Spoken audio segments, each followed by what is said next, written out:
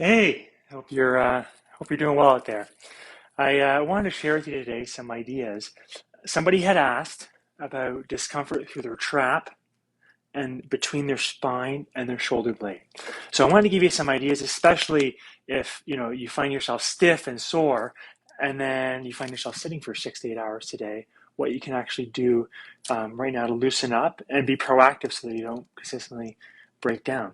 So what I want you to think about is oftentimes it's a cumulative effect. So it's going to take some effort on your part to change it, to get back on track.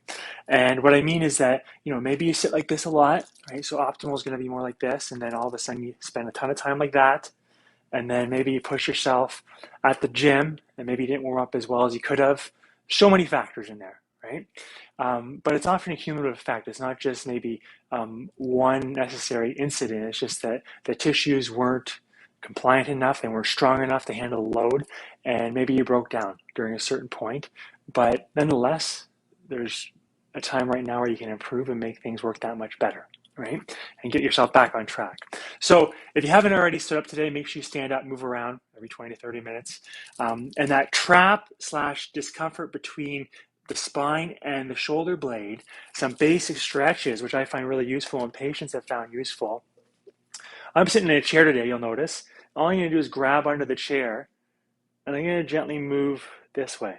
And I'm going to show you a little variation on it because I think the variation is really important just so you can actually get some full length in there and breathe. Expanding your ribs side to side. So I'll hang out there. I mean, you can do 20, 30 seconds.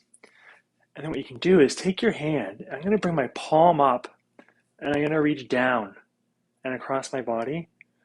And I'm also going to do one of these. So I got my right arm palm up. I'm reaching across my body on an angle. And I'm giving a little bit of tension and pulling this way.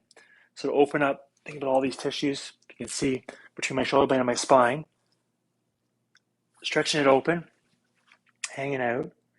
And then I'm going to take the top end, my head, and move it away as well. So if it's my right trap that's tight, I'm moving my left ear to my left shoulder. Breathing and hanging out there, maybe 20 to 30 seconds, a couple times.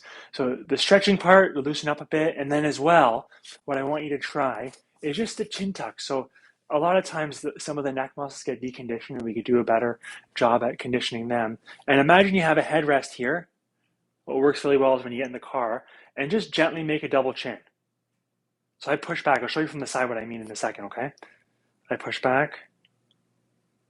Just 3 to 5 seconds. And all I'm doing is, from the side, is hanging out, pushing against my headrest. Ever so slightly make a double chin.